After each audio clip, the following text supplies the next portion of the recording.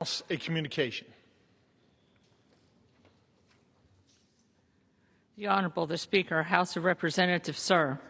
I want to sincerely thank the committee for its graciousness in allowing me to waive onto the Committee on Natural Resources earlier this year. It has been a privilege to serve and to help advance environmental justices policies for the people of New York's 7th District in Puerto Rico. Thank you for the privilege of holding 3 committees over the past few years. I will continue to remain on small business and financial services. Effective this week, I will remove myself from the Committee on Natural Resources to make room for another member who wishes to take the opening. It has been an honor to contribute to the committee's mission, and I look forward to continuing to advance our shared priorities in other capacities. Signed sincerely, Nydia Velazquez, Member of Congress. Without objection, the resignation is accepted. What purpose does the gentlewoman from North Carolina seek recognition? Thank you, Mr. Speaker. By direction of the Republican Conference, I offer a privileged resolution and ask for its immediate consideration. The clerk will report the resolution. House Resolution 886. Resolved that the following named member be and is hereby elected to the following standing committee of the House of Representatives, Committee on Homeland Security. Mr. Fong. Without objection, the resolution is agreed to and the motion to reconsider is laid on the table. For what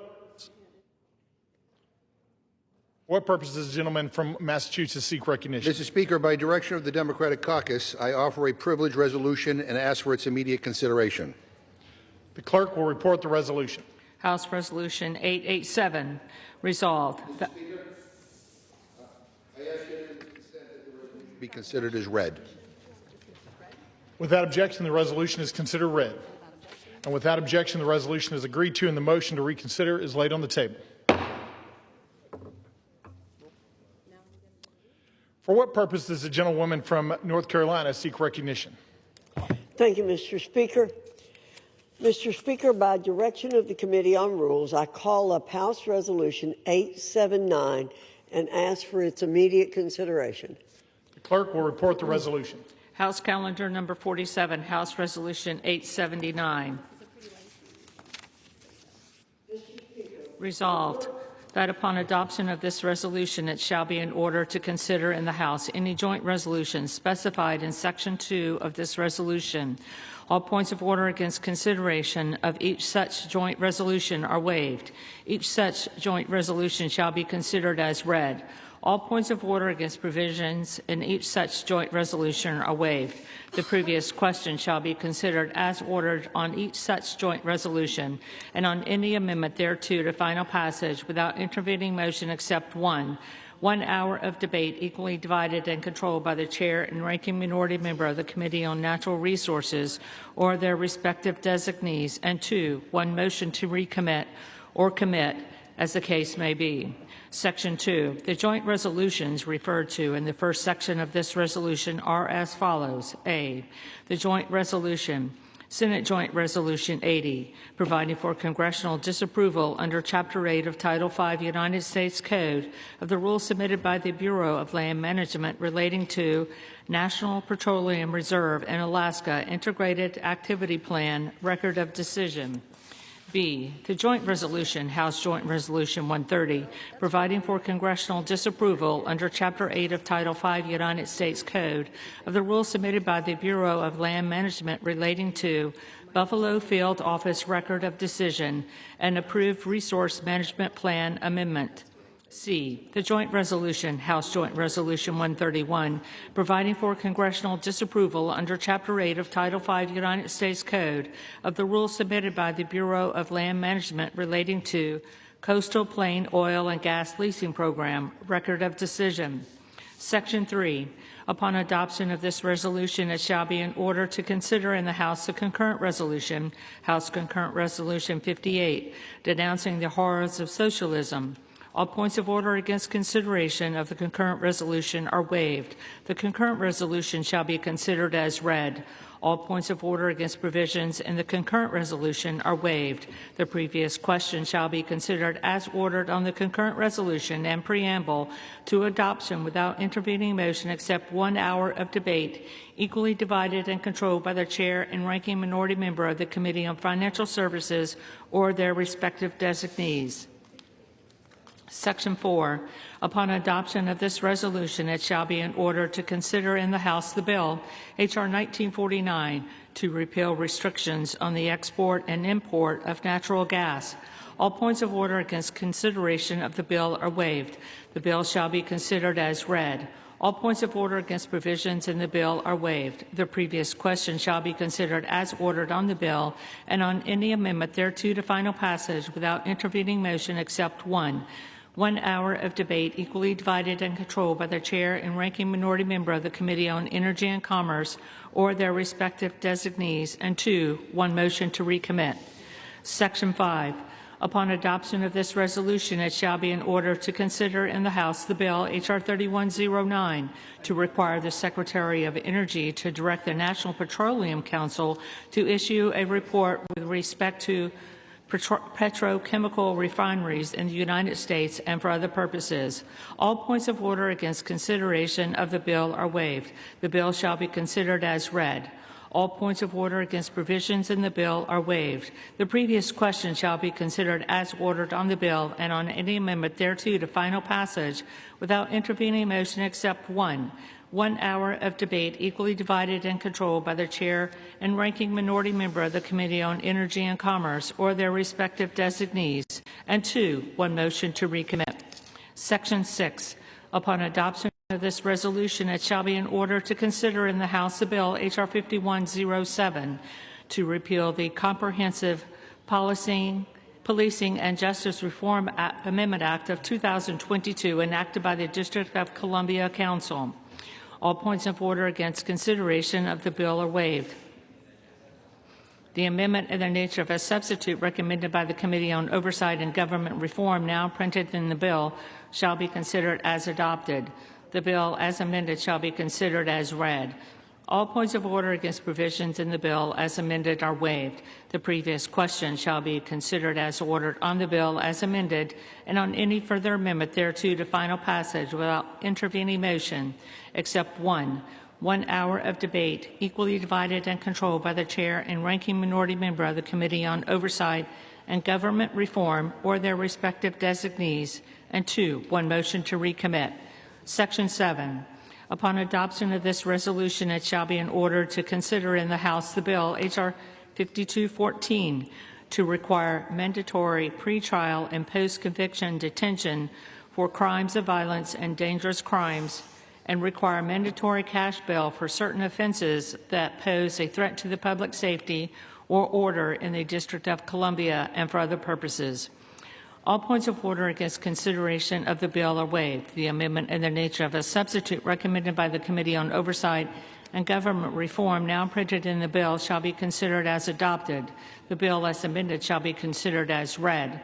All points of order against provisions in the bill as amended are waived. The previous question shall be considered as ordered on the bill as amended and on any further amendment thereto to final passage without intervening motion except 1. The woman from North Carolina is recognized for 1 hour. Thank you, Mr. Speaker. For the purpose of debate only, I yield the customary 30 minutes to the gentleman from Massachusetts, Mr. McGovern, pending which I yield myself such time as I may consume. During consideration of this resolution, all time yielded is for the purpose of debate only.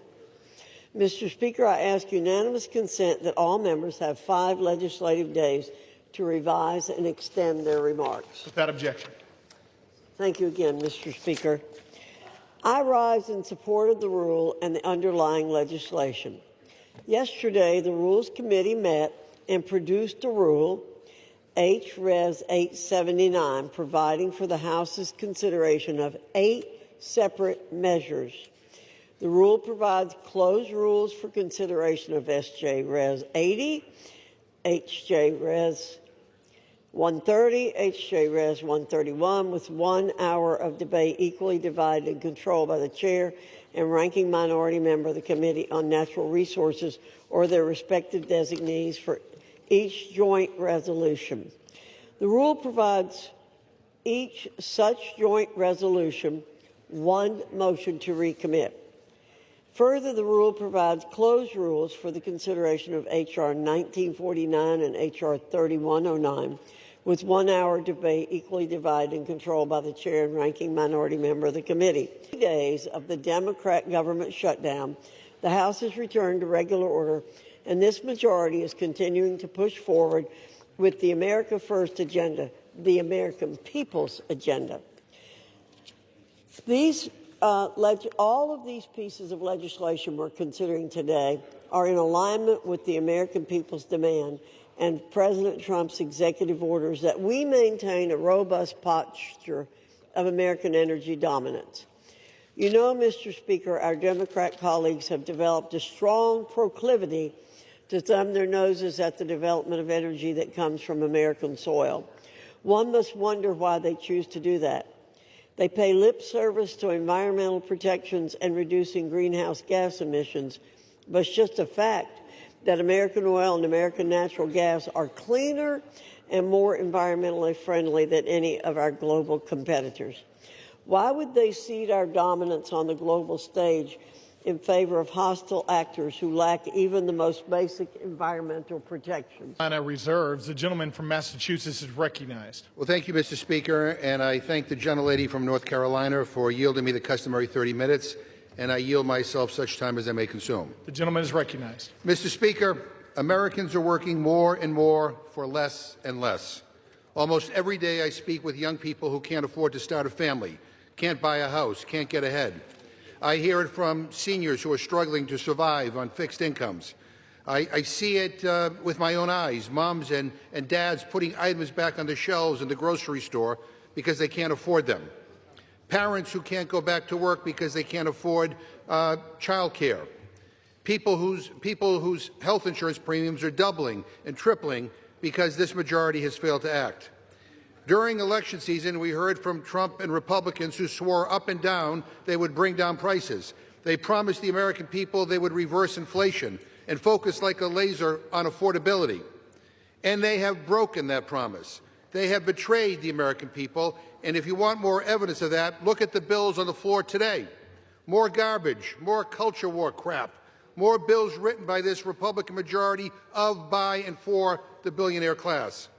Republicans moved heaven and earth to give tax breaks to the rich and powerful. That got done in a nanosecond. But if you're a regular person staring down next year's health care premium hikes and deciding whether to pay $1,000 more or put food on the table, the answer you get back from Republicans is let them eat cake. We are barreling toward another shutdown at the end of January. We could have spent the last 2 months working on passing the 9 appropriations bills Republicans still need to pass to stop another shutdown. And instead, they went on a taxpayer-funded paid vacation for 8 weeks. And let me just say, because we are debating a rule to consider these 8 bills, this rule sucks. 8 closed rules, no amendments, no changes allowed on the floor. Take it or leave it. And if you're keeping count at home, that's 80 completely closed rules this Congress. The most. Mr. Speaker, we're doing our job. We're not closing out debate. We're having plenty of debate. There's plenty of opportunities for our colleagues to offer amendments. Thank you. I reserve. Gentlelady reserves. Gentleman from Massachusetts is recognized. Mr. Speaker, a lot of words to justify the most closed Congress in history, the most authoritarian Congress in history. It would make Putin blush. Mr. Speaker, if we defeat the previous question, I will offer an amendment to the rule to provide for consideration of H.R. 6074, which would extend the Affordable Care Act enhanced premium tax credits for 3 years through 2028. We are in the midst of a health care crisis. More than 20 million Americans who get their health care on the ACA exchanges are going to see their premiums skyrocket next year. That includes 250,000 people in my home state of Massachusetts who are paying lower premiums and copays due to these tax credits, which Democrats created in 2021 and are set to expire at the end of the year. Let me read you some of the stories from folks in my district. Quote, I just received my letter and my monthly costs have gone from $1,287 to $3,026 for next year. As a working family with a daughter who has an autoimmune disease, we are struggling, and I'm working 50-plus hours a week just to pay the insurance, end quote. Another one, and I quote, with the Health Connector, I was paying $264 per month, acceptable seeing that I am healthy but not young. Without the advanced premium tax credit, my monthly premium will be just over $800 per month. I can't and I won't pay that. I will go without. This is happening across the country, and for the sake of millions of Americans and their health care, I urge my Republican colleagues to support this bill and vote no on the previous question. Mr. Speaker, I ask unanimous consent to insert the text of my amendment into the record along with any extraneous material immediately prior to the vote on the previous question. And I reserve. 2 minutes. Thank you, Chairwoman, for yielding. Mr. Speaker, after blatant obstruction and prolonged delay on the part of congressional Democrats for over 40 days, the House has returned to regular order. It's good to be back, and it's about time.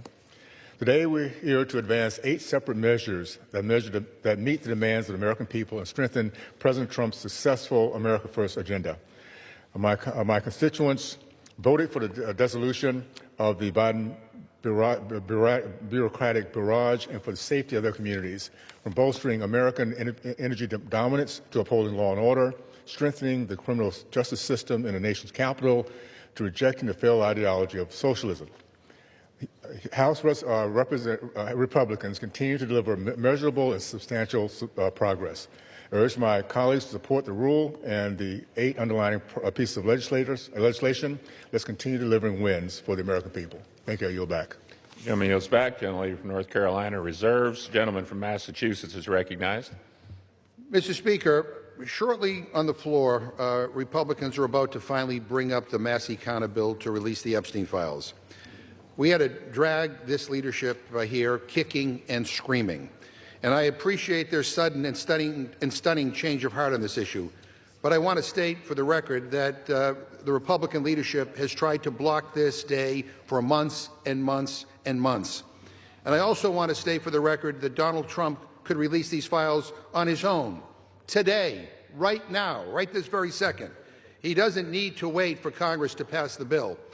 He could release the files himself, but he won't. That is why we are here, because he refuses to act. Meanwhile, the Republican majority has blocked transparency at every turn. They stonewalled in committee. The gentlelady from North Carolina and every Republican on the Rules Committee voted 9 times to block my amendment to release the Epstein files. 9 times. Republicans were so afraid of my amendment that Speaker Johnson shut down the Rules Committee and sent us home early in July. And then he refused to swear in a new member of Congress for weeks because she promised to be the 218th signature to force this bill forward. Only four Republicans signed the discharge petition. Every single Democrat signed on. In a few moments, I'm going to yield time to Representative Massey, who has been the Republican leader of this effort in the House, alongside Representative Khanna on the Democratic side. And here's why I'm doing that. This bill should be getting a full hour of debate on the floor. But Speaker Johnson, I guess at Donald Trump's direction, is throwing every procedural gimmick at the wall to see what sticks. And he's trying to limit debate on the floor because for some reason he is very, very afraid of talking about this. So that's why I'm donating a significant chunk of my time to members who have been silenced by the Speaker for the terrible crime of demanding truth and transparency. Now, if I had to guess, most Republicans will probably vote in favor of releasing the files. But they're not voting yes because their conscience changed. They're voting yes because Donald Trump tells most of them how to vote. And he realized he's lost on this one. He says the people who support this bill, quote, betrayed the entire Republican Party. Really? Really? How is accountability for a pedophile something Donald Trump campaigned on? How is that now a betrayal? This was his issue, his idea. He ran on releasing the files. And by the way, to those who say that Biden should have released these files, let me just address that right now. You're right. He should have. But he didn't make it his #1 issue, and he's not the president right now. Donald Trump is. He could have released the files at any point over the last 11 months, but he has not. Republicans have had months to sign the discharge petition. They had months to bring this bill to the floor. But this leadership has chosen obstruction. They don't want to pass this bill. They don't even want to talk about it on the House floor. And so that's why debate matters. And with that, I reserve my time. Gentleman from Massachusetts reserves. The gentlelady from North Carolina is recognized. Thank you, Mr. Speaker. Let's be clear.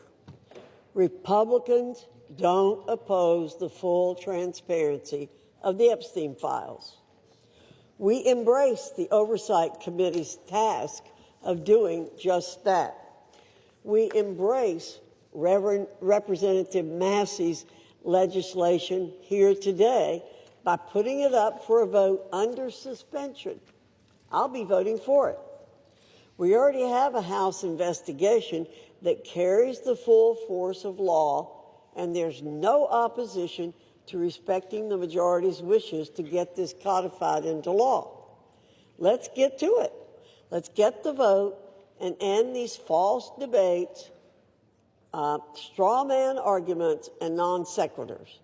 We tried to pass this bill last week, but Democrats wouldn't agree to doing so. Let's vote now. Democrats should stop, listen, and take yes for an answer. I reserve. Gentlelady reserves. The gentleman from Massachusetts is recognized. Mr. Speaker, the gentlelady doesn't oppose this? Boy, you have a funny way of showing it. I gave the gentlelady 9 opportunities in the Rules Committee to bring this measure to the floor. 9 opportunities. And every time I brought up an amendment, she voted it down.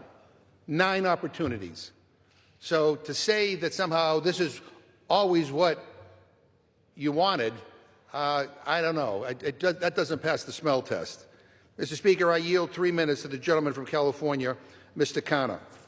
Gentleman is recognized for 3 minutes. Thank you, Mr. Speaker. Thank you, Mr. Chairman, for your leadership over the last 5 months to make sure that this bill came to the floor. Thank you also to Don Sisson for his leadership and understanding of all the rules to make this possible.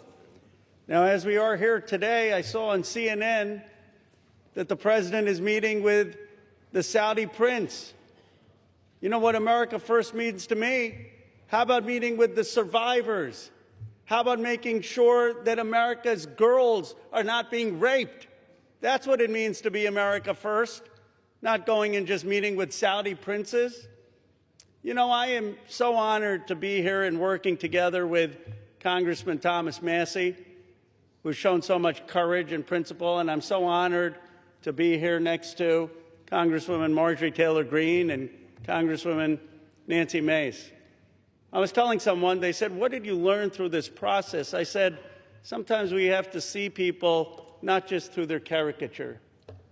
And I had caricatures of Representative Greene and Representative Massey and Representative Mace. But what I saw is they cared as Americans and human beings, and they stood with courage.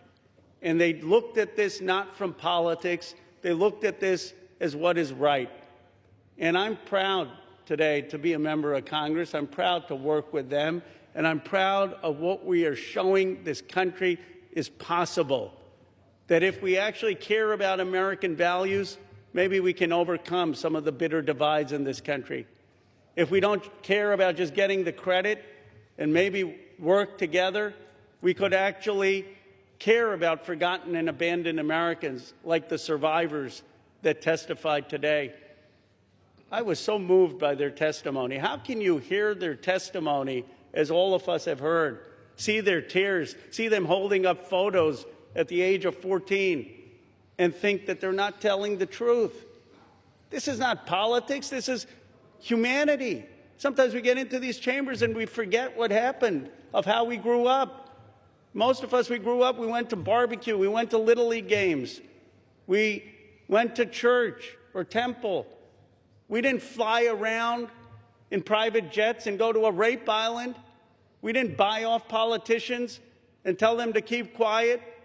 We didn't think that it was normal to abuse or rape young girls. And then they're saying, well, we don't know if they were 18 or 22. Come on. It's rotten. Then they say, well, just care about the price of eggs. Just care about the price of health care. You know what's more important than that? American values. These rich, greedy men abused American values. They abused what's sacred about this country. They abused what built this country. I yield the gentleman additional minute. And it is time that they're going to have a reckoning. The Epstein class is going to go. And the reason they're going to go is because the progressive left and the MAGA right and everyone in between is finally waking up against this rotten system. And when people are united, when people work across the aisle, amazing things can happen because the American people are kind and good and decent. So it's an honor, Congressman Massey, to have worked with you. And I salute particularly the courage of Marjorie Taylor Greene, Lauren Boebert, and Nancy Mace. None of this would have been possible without their courage in standing up on the petition and for what they did. I'll yield back. Gentleman yields back. Gentleman from Massachusetts reserves. Gentlelady from North Carolina is recognized. Mr. Speaker, at the top of this page that I have, I've written Democrat hypocrisy on Epstein. That's what we're hearing today. I'm proud to be a member of the Oversight and Government Reform Committee. I'm proud to have supported the full investigation into the Epstein files on that committee. Furthermore, I'm proud to have supported formalizing that investigation by taking the decisive step in directing that investigation by a special rule provided by the Rules Committee. This gave the oversight investigation the full weight of the House of Representatives behind the committee's existing subpoena power. Very important in this debate. Let's get things straight here. In just a matter of hours, we're going to get to vote on the Massey bill. But that won't preclude the existing House Oversight and Government Reform Committee's investigation in any way. And that's a great thing because that investigation is yielding results. We now know that one of Jeffrey Epstein's closest confidants was apparently Larry Summers, a cabinet member in the Clinton administration. We now know that a Democrat member in this body, Stacey Plaskett, was colluding with Jeffrey Epstein in real time during a hearing. And the subject matter? How to take down President Trump. Mr. Speaker, you can't make this stuff up. We now know that Epstein himself hated President Trump. It's in black and white. We now know that one of the chief Epstein victims stated that President Trump never acted inappropriately. And don't forget that oversight investigation specifically subpoenaed Bill and Hillary Clinton for their ties to Jeffrey Epstein. They haven't been quick to step into the breach and exonerate themselves, have they? But the truth will continue to come out as it has because of Republicans and a current Republican-led House Oversight and Government Reform Committee investigation, one that already carries the full force of law. Let's see where that leads. I reserve. Gentlelady reserves. The gentleman from Massachusetts is recognized. Mr. Speaker, the gentlelady says that just trust her and the Republican leadership. And I got to tell you, I can't after what I saw unfold over these last several months. Obstruction and using every maneuver possible to avoid this moment where we're having here today. And I want to say that for the record, it doesn't matter whether there's Republicans or Democrats or independents that are implicated in these files. We believe in accountability for everybody who abuses young women, and we believe in justice. And that is kind of what's uniting many of us on this, on this side of the aisle here today. And I just want to, again, I want to thank Representative Connor for his leadership. I want to thank Representative Massey, Representative Green, and Representative Mace for their courage and for their willingness to stand up for what is right. We don't agree on very much, but we do agree that there ought to be accountability when young women are abused, and so that's what this is about. So, Mr. Speaker, I ask unanimous consent that the gentleman from Kentucky, Mr. Massey, control the remainder of my time. Without objection, the gentleman from Kentucky is recognized. Mr. Chairman, may I inquire as to how much time I have? You have 17 minutes remaining. I yield myself 2 minutes. The gentleman is recognized for 2 minutes. Mr. Speaker, today's an extraordinary day in this chamber. If my colleagues will vote for this measure, we'll see justice triumph over politics. Truth will triumph over deception and obfuscation. Transparency will triumph over dark money. Partisanship will fall away to bipartisanship. Grassroots, the people, will reclaim the people's house with this vote. It's going to be a victory for survivors, not just survivors of the Epstein sex trafficking scandal, the 1,000 survivors that exist. Some of them are victims. They're no longer alive. Some have committed suicide. They share one thing in common. Their youth was robbed from them. Much of their lives were robbed from them, but they're claiming it back. We're going to help them claim that back. But it's not just a victory today, if this vote prevails for those survivors. It's a victory for every person, man or woman, boy or girl, who's been victimized sexually in this country. Anybody who's been a victim of sexual assault, or maybe they've been victimized by a family member. Maybe it's not a billionaire, but they're all waiting and watching to see what we do today. They're wondering, if I go to mom or dad, will anything happen? If I go to the sheriff, will anything happen? Well, we have a chance today to make something happen, something that's not happened, something that should have happened decades ago, and that is to get justice for these victims and survivors and transparency for America. That's what this vote is about today. And I reserve the balance of my time. Gentleman from Kentucky reserves. The gentlelady from North Carolina is recognized. I reserve. Gentlelady reserves. Gentleman from Kentucky is recognized. I now yield 5 minutes to the gentlewoman from Georgia, Mrs. Green. The gentlelady from Georgia is recognized for 5 minutes. Thank you, Mr. Speaker. I proudly rise today in a bipartisan effort to release the Epstein files, finally, after 5 administrations have covered it up. Earlier today, I attended the press conference where the survivors, they're not victims, the survivors of Jeffrey Epstein's sexual abuse and sex trafficking told their stories. And they told stories about how it started back in 1991, 1996, and they continued on through the decades. And they told stories about how they told someone and tried to get help. They told the FBI, and they weren't listened to. And they told law enforcement, and no one did anything. And these women don't just number a few. These women number around 1,000 women. And they are victims of something that's unthinkable. And this should have never, ever happened. This was the biggest fight I think I've seen in Washington, D.C. This is my 5th year here.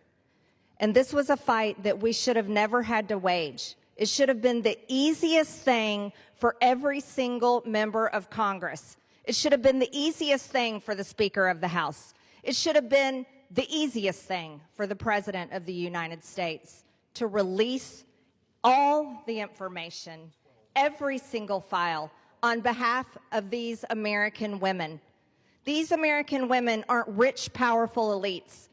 They do not have someone paying for their airline tickets or paying for their trips or paying for their expenses every time they try to do something to get this information out. These are your average Americans. And you want to know what the Epstein files represent? The cover-up represents to average Americans. It represents the failures of the federal government and Congress to the American people. And that is what people rose up about in 2024.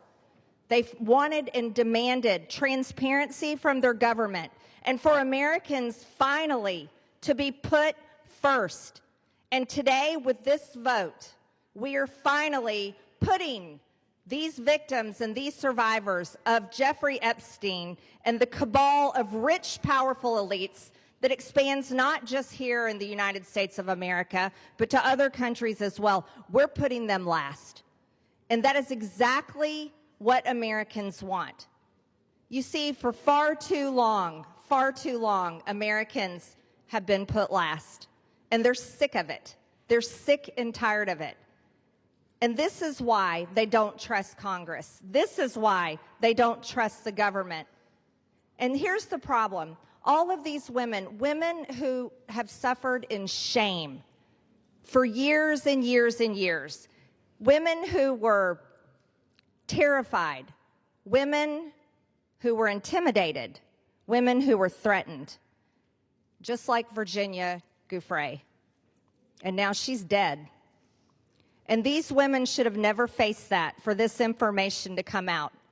And we, especially the 4 Republican members of the House of Representatives, we should have never faced intimidation and threats for us to get this vote to come to the floor. Never forget, there were 4. Thomas Massie, myself, Nancy Mace, and Lauren Boebert. We had to sign a discharge petition, and we had to fight through intimidation, and we had to endure it for months to push that discharge petition finally to 218 to get this vote to come out. This is what the American people are sick of, and rightfully so. Now, where does this go from here? The question will remain, will the Department of Justice release all the information? Will a judge in New York release the information? Will the CIA release the information? And will foreign governments release their information? Or will this continue after this vote today be a cover-up? A cover-up of the rich, powerful elites that bond together in sex and human trafficking abuse and all types of global business that enriches them but never serves Americans. The American people will know, and the victims, actually the survivors of Jeffrey Epstein, will know, because they know the list of names. And I remain dedicated to my promise to read those names here on the House floor if those women ever find them in a place that it needs to be done. I yield back to Mr. Gentlelady Massey. from Georgia yields back. Gentleman from Kentucky reserves. Gentlelady from North Carolina is recognized. I reserve, Mr. Speaker. Gentlelady reserves. Gentleman from Kentucky is recognized. I yield myself a minute and 30 seconds. Gentleman's recognized for a minute. I want to thank the generosity of Jim McGovern, Representative McGovern, for granting us this time. I'm embarrassed for my own party today. I'm embarrassed we withheld signing in, swearing in a duly representative of the people for 49 days just to avoid this vote that's finally going to happen today. I'm embarrassed that my own party isn't going to yield me time to debate this, even though they say they support it and I authored it. They don't even want to yield me time to debate this during the bill debate. But I'm thankful. Let me tell you who I'm thankful to. These 3 brave women, Marjorie Taylor Greene, Nancy Mace, and Lauren Boebert. They have been threatened. They have been intimidated. Physically, politically, it's disgusting. And not by the far left. They have been intimidated by people in our own party. And for what? For seeking justice for these victims. So my hat's off. I congratulate them for standing strong. I've always wondered, where were the Republican men during this battle? We've taken 5 months. These 3 women and I have had to drag our party to this floor today to even vote on this. And Ro Khanna is the most to be thanked here. In an extraordinary display of bipartisanship, he did not hesitate when I asked if we wanted to bring this bill to the floor together. if he would stand in the trenches with me. He said yes. With that, I reserve. Gentleman reserves. Gentlelady from North Carolina is recognized. Thank you, Mr. Speaker. I yield myself such time as I may consume. Gentlelady is recognized. Boy, we need to get facts straight here. President Trump's DOJ, in his first term, arrested and prosecuted Jeffrey Epstein. We, on our side, want justice to prevail in this case and in every case. Speaker Johnson has always been clear that if the discharge petition reached the necessary signatures, that the House would consider the legislation, and that's what we're providing for in our rule today. In fact, as soon as the petition hit 218 votes last Wednesday, House Republicans offered a unanimous consent request to pass the legislation then. However, the Democrat leader would not give consent to do that last week. Why? Because they're not really interested in this. They're interested in some other things. And, Mr. Speaker, I have to correct the record. Mr. Massey did not request time from me. I'm the person who controls the time on the Republican side, and he did not request time from me, or I would have given him time. I reserve. Gentlelady reserves. Gentleman from Kentucky is recognized. I'd like to now recognize the gentlelady from South Carolina for 5 minutes, Nancy Mace. Gentlelady from South Carolina is recognized for 5 minutes. Thank you, Mr. Speaker. And I want to thank my colleagues today for the time, Mr. McGovern and Mr. Khanna, for the 5 minutes on the floor to speak about an issue that is not political for me. Helping the survivors of Jeffrey Epstein and his horrific, gruesome, brutal sex trafficking ring is deeply personal. And while we often have many disagreements about a lot of issues, maybe most issues, today they are allowing us to speak on the floor, and I want to thank my colleagues, Congressman Massey, Marjorie Taylor Greene, and Lauren Boebert, the four of us making history today over the discharge petition and delivering justice for those who have desperately fought for it for, in some cases, almost 30 years. I wore white today because I wanted to reflect on the innocence of the young women who had their innocence stolen from a demon named Jeffrey Epstein, from demons, friends of his, rich and powerful people who stole their innocence as young as 14 years old. It was taken from them, and they've never gotten it back. I'm also wearing white today to recognize the courage that it takes for women to come forward, the sacrifices to them personally, professionally, financially, the embarrassment, the humiliation, the shame that we still deliver on the backs of women who have been brutalized, who've been raped, who've been assaulted. The shame that the media pours over their heads, that their colleagues, their friends, their neighbors, their loved ones, because you come forward and because you talk about sexual assault, you are not a slut. It's not because of what you wore. You're not a whore. But that's how women are treated, and you're not lying. And I want every woman to know, every Epstein survivor to know, every woman across the country who is a survivor, who is a victim of assault, that today, we see you.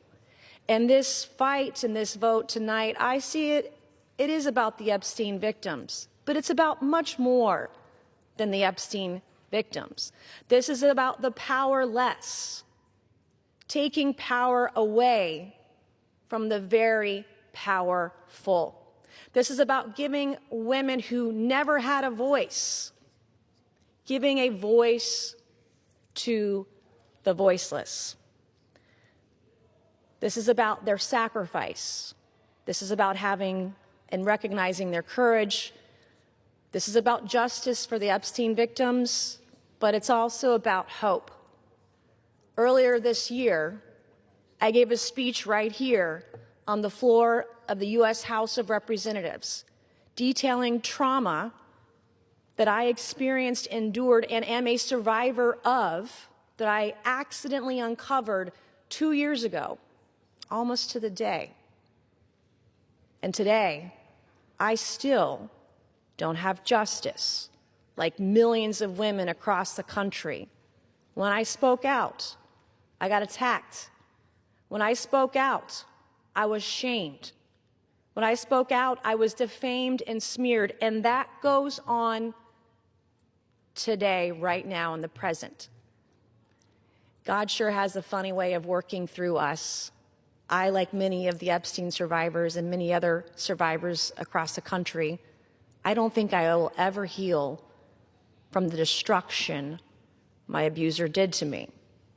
But I can heal by being a vessel and being a voice for all those who need it, and that's why we are here today. That is why I will never abandon a single survivor ever, and I will never waver.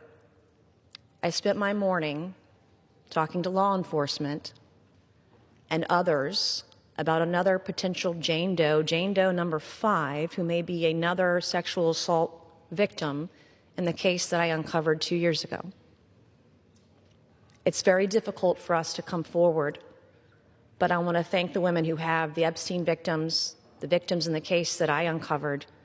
I want to thank all of you for being a voice, for giving me hope. Maybe one day I too can get justice. Thank you, and I yield.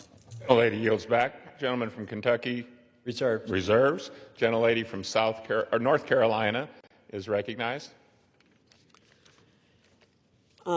Thank you very much, Mr. Speaker. Our colleagues want Americans to believe that this discharge petition and underlying legislation are the be-all and end-all in this investigation. However, it's House Republicans who've worked tirelessly to achieve true justice for victims. To date, the significant information that has come out has come from the Oversight and Government Reform Committee as a result of its issuing 13 subpoenas. We've released 65,000 pages of documents from the Department of Justice, the Epstein estate, which was not mentioned in the underlying legislation, former U.S. attorney, and others. Let me state again, the unanimous consent request to pass the legislation immediately last week was blocked by the minority leader. Full stop. If Democrats truly cared about finding justice immediately for victims, this legislation would have been passed last week. Instead, they want political theater to capitalize on. House Republicans, on the other hand, remain focused on truth, accountability, and delivering real justice for Epstein's victims, not political points. I reserve. Reserves. Gentleman from Kentucky is recognized. Mr. Speaker, may I inquire as to how much time I have remaining? Gentleman has 5.5 minutes remaining. I yield myself 3.5 minutes. Gentleman is recognized. Mr. Speaker, all that is necessary for evil to prevail is for good men to do nothing. And we've had a lot of good men doing a lot of nothing on the other side of the aisle until we did something. 3 brave women and myself and the Democrat caucus. We did something. And then what did they do? They've opposed us every step of the way. They've lied about the legislation. Let me tell you some of the lies they've told. They've said that it doesn't protect victims. Well, if that is so, why were dozens of victims with us today at a press conference urging this body to pass this legislation? It's because this legislation specifically protects victims. They've said this legislation does not prevent the release of child pornography? Of course it does. We have a specific provision in our legislation to prevent that. They've said so many falsehoods about this legislation, but now they're going to vote for it, hopefully enthusiastically. But really, they've been drugged to this. Our judicial system is broken. If it were working, there wouldn't be 1,000 victims who haven't seen justice yet. They are victims of the Epstein class. I begrudge nobody success that they become a billionaire. But if you think being a billionaire or buying politicians keeps you out of the judicial system, lets you rape young women, lets you traffic women, you've got another thing coming when this bill passes. Do not let the Senate muck this up. There have already been efforts to derail this, our discharge petition. The Oversight Committee has released thousands, tens of thousands of documents. That's fine. Keep working. How many names have you released? 0. You are still protecting, or the DOJ is protecting, pedophiles and sex traffickers. The time for that to stop is now. Now, our speaker says, oh, this bill needs amended in the Senate, and specifically, he's trying to create a loophole. He's trying to categorize the pedophiles as victims. He's saying, oh, we don't embarrass the people that went to the rape island. We should protect those names against unreliable accusations. Is he calling all of these victims unreliable? They've testified to the FBI. The FBI has these names in their possession. I asked the FBI director in a hearing, have you looked at the documents? No, he trusts everybody that's been there for decades. That is wrong. Do not let the Senate muck this bill up. And if you're a party to that in the Senate, you are part of this cover-up that we are trying to expose. I am sorry if one of your billionaire donors is going to get embarrassed because he went to Rape Island. That is what they have coming.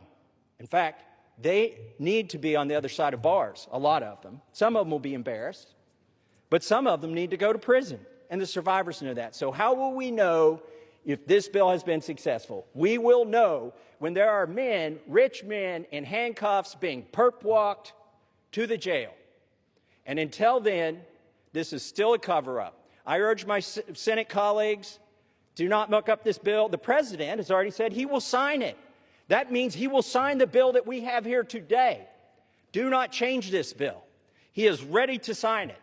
Give it to him. Put it on his desk. Let's get justice for these victims. With that, I reserve. The gentleman from Kentucky reserves. The gentlelady from North Carolina is recognized. Reserve. The gentlelady reserves. Is the gentlelady prepared to close? Yes, I am, Mr. Speaker. The gentleman from Kentucky is recognized. I yield the remainder of my time to Ranking Member Mr. McGovern. The gentleman from Massachusetts is recognized. Thank you. And first, let me say how much I admire the courage of my Republican colleagues who are beside me here today. Mr. Speaker, at the end of the day, this is not about us, and it's not about politics.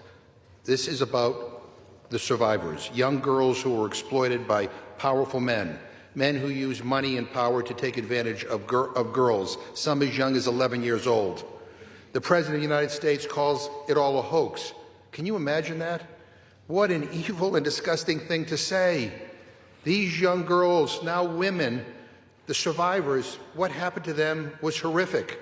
They were sexually abused, many of them for years, and the President of the United States calls it all a hoax. What kind of messed up, sick-in-the-head, immoral person says something like that? This bill is about making sure powerful men are held accountable. It's about demanding truth and transparency for the American people. Now, Republican leaders in this House lost control of the story. They lost the ability to hide behind procedure, and they lost the luxury of pretending that they were ever on the right side. The American people see it, survivors see it, and history will see it. And listening to the Speaker of the House's press conference today, I mean, it sounds like he basically wants to kill this whole thing. He's trying to obstruct and derail the process. Why the hell is he fighting so hard to do the opposite of what the survivors want? What an awful, awful thing to do.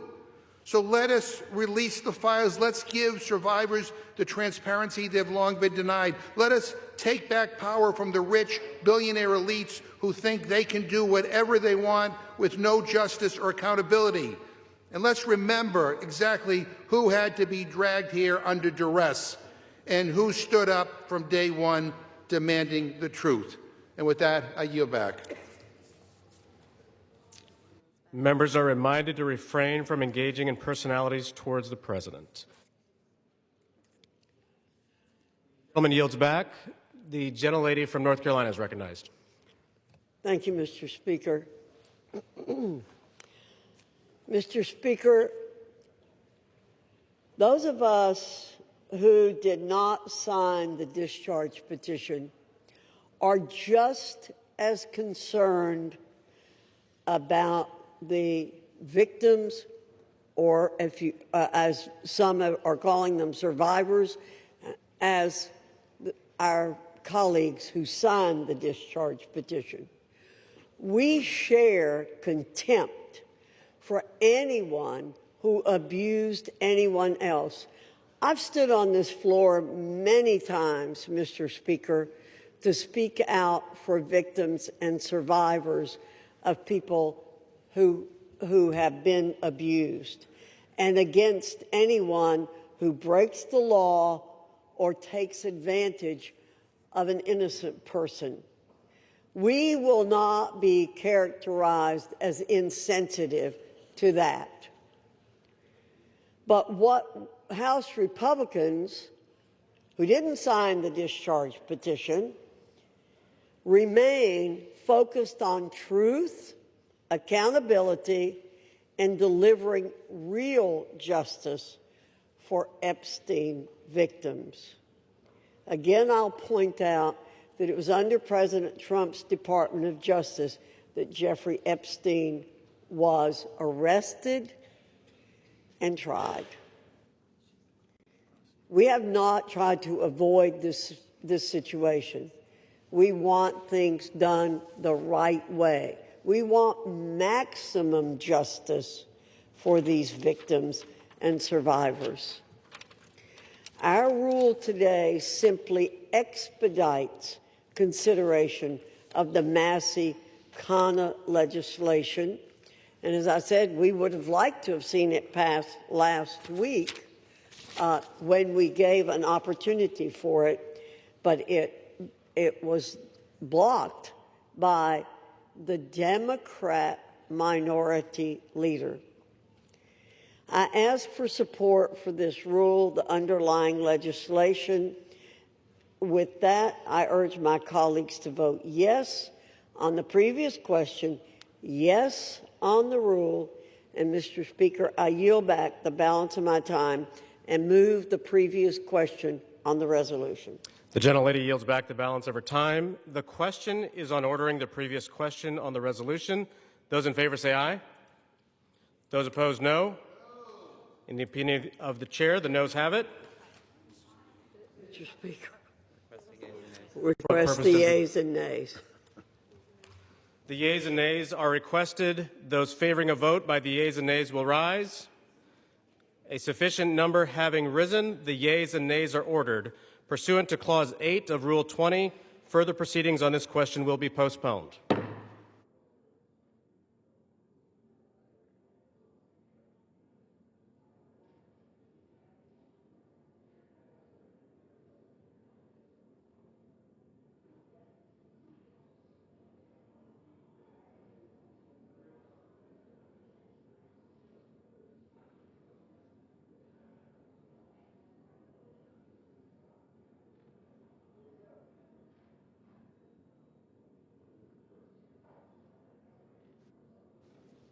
Speaker, I move to suspend the rules and pass H.R. 4405.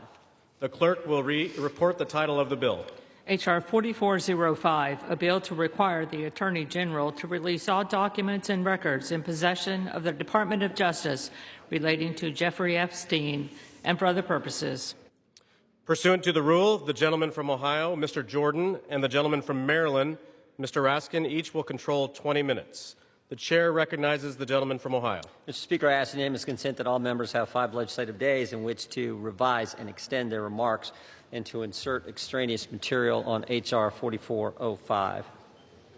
Without objection. Mr. Speaker, I yield myself such time as I may consume. The gentleman is recognized. We all support holding bad guys accountable, and we're all going to vote for this resolution. But I think a little perspective is important. Democrats have spent 6 months talking about Epstein, even though they had 4 years to do something about it. Now, why would they do that? Why would they do that? Maybe it's to go after President Trump. Never forget, they shut down the government for 43 days. They said, don't worry about our military, don't worry about air traffic controllers, don't worry about our economy, don't worry about American families. No, no, no. Close the government for a month and a half because it might hurt the president. For the past decade, there's been one constant for Democrats. One constant. Go after Trump. They spied on his campaign. Then it was Mueller. Then it was impeachment 1. Then it was impeachment 2. Then it was all the lawfare.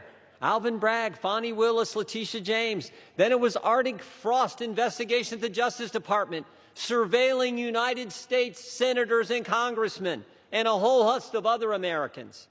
Then it was Jack Smith and his gag orders and his raiding President Trump's home. Then it was a 43-day shutdown, and now it's Epstein. And by the way, the same party that did all that, they were also the ones who were texting with Mr. Epstein during a hearing where Michael Cohen was their witness in another effort to go after the president. Americans see through it all, and frankly, it's actually kind of sad. This obsession, this syndrome, this mindset that says we got to go after President Trump no matter what that they have. And when I think about it, I think it's because President Trump and Republicans have accomplished so much that they told the voters they were going to accomplish in the 2024 election. We're actually doing what we said we were going to do. President Trump said he was going to cut taxes, and he did. President Trump said he would secure the border, and he did. President Trump said he'd get men out of women's sports, and he did. President Trump said he would make sure Iran doesn't have nuclear capability, and he did. And he said he would get the hostages out of Gaza back into Israel, and he did. All in 9 months. So I don't know what causes this mindset, this syndrome that the left has, but I know one thing. It is real. Which brings me to last week. Think about what the Democrats did last week. The Democrats released an email that the Oversight Committee had obtained from the estate, an email from Mr. Epstein to Ms. Maxwell. When the Democrats released it, they redacted the victim's name, something we all support, something everyone supports, except in this case, no court had ordered that name redacted, no agency had redacted it, and the estate didn't redact it. And the victim had already went public. So why black out her name? Why black out her name? Because she had said in her book and had testified under oath that she never saw any wrongdoing by President Trump. So think about what they did. In an email between two criminals, Mr. Epstein and Ms. Maxwell, in an email between two criminals, they hide the name of an individual who had went public and exonerated the president, and we know why. To distort and twist the message because they thought it might harm the president. Their position, cover up the names of people who are already public, but don't worry about other innocent people who the court said should remain private. Again, I think the American people see through it. They see through what the Democrats are doing. The American people know what this is. They know Democrats have nothing else to run on because of the success of this administration. So I say let's vote yes on this resolution, and then let's get focused on making sure we're doing what the American families elected us to do. With that, I reserve. The gentleman reserves. The gentleman from Maryland is recognized. Thank you, Mr. Speaker. I yield myself such time as I may consume. The gentleman is recognized. Today, 4 months and 3 days after Mr. Khanna and Mr. Massey introduced their discharge petition, perhaps the most famous discharge petition in American history, the People's House unites across party lines to draw a moral line. We draw a line against the rape and sexual violation of children. We draw a line against the global criminal trafficking of girls and young women to service the pleasure of rich and powerful men who believe they are beyond all law and all morality. We draw a line to put the voices of the victims and the survivors first. We ask the Senate to join us without changes rather than obstruct this bill with dilatory amendments, legislative graffiti, and self-dealing million-dollar jackpot provisions for lucky senators. Just pass the bill. We're finally voting today because of a bipartisan discharge petition led by Representatives Massey and Khanna and signed by 218 of us overthrew the determined obstruction of the Speaker. This forced vote means the House will no longer acquiesce in this astonishing real-time cover-up of a multi-billion-dollar global sex trafficking and child rape ring that has ravaged the lives of more than 1,000 girls and young women. We are here today because these victims, these survivors, these citizens, these inspiring women who have come to Washington are demanding nothing less than justice and the complete truth about who is responsible for their vicious abuse, including those responsible for enabling it, ignoring it, bankrolling it, and covering it up. We join them today in rejecting any more dangerous lies about the crimes they suffered. No, child sex abuse is not a hoax. It's a crime.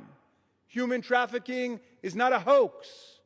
It's a crime. These crimes are a curse on children and young people across America, in universities and elementary schools, in churches and mosques and synagogues, in Boy Scout troops and college sports teams and summer camps. Anywhere the powerful and the rich believe they've got the opportunity and the impunity to exploit the young, the poor, the powerless, and the vulnerable. We must face the truth and find the co-conspirators still at large in one of America's most extensive and sophisticated sex trafficking and child abuse rings in history.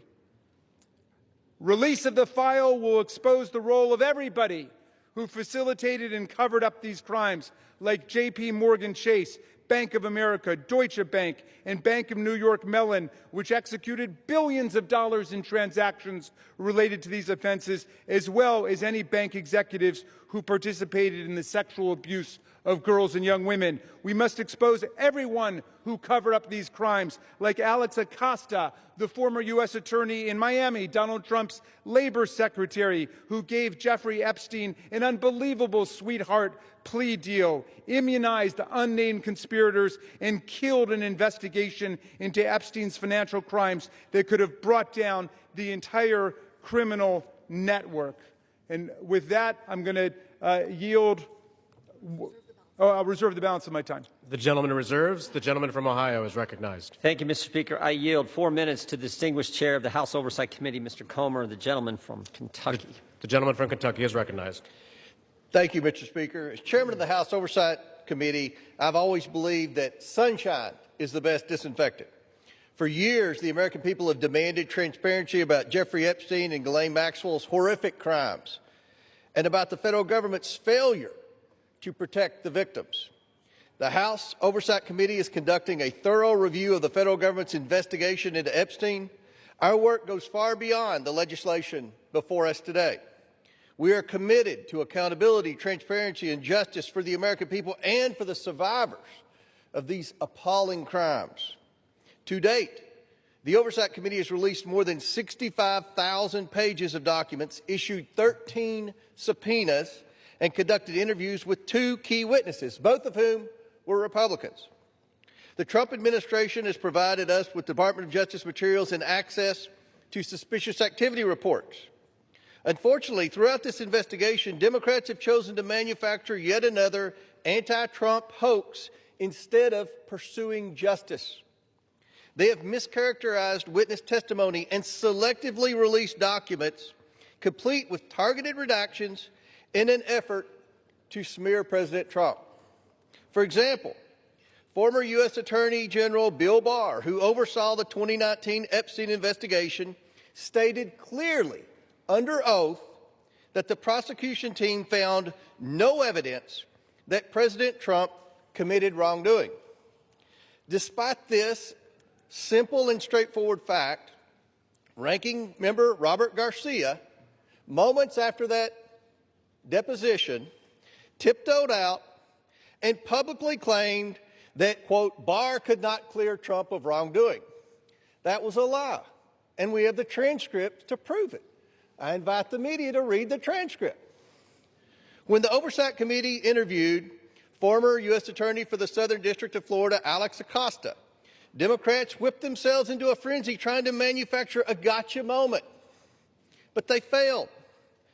Mr. Acosta dismantled the Democrats' narrative. His testimony confirmed there was no contact between President Trump and Mr. Acosta and no connection between President Trump in the Epstein case. Next, Democrats resorted to selective leaks and doctored documents to mislead the American people. Oversight Committee Republicans have posted 65,000 pages of documents we have received to date. Democrats, by contrast, have released fewer than 12.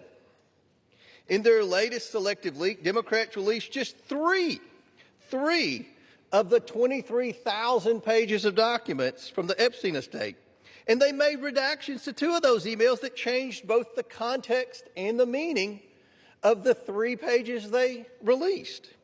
When CNN called them out for their deceptive redactions, Representatives Stansbury and Crockett tried to blame Republicans for their own edits, for the Democrat Oversight Committee edits.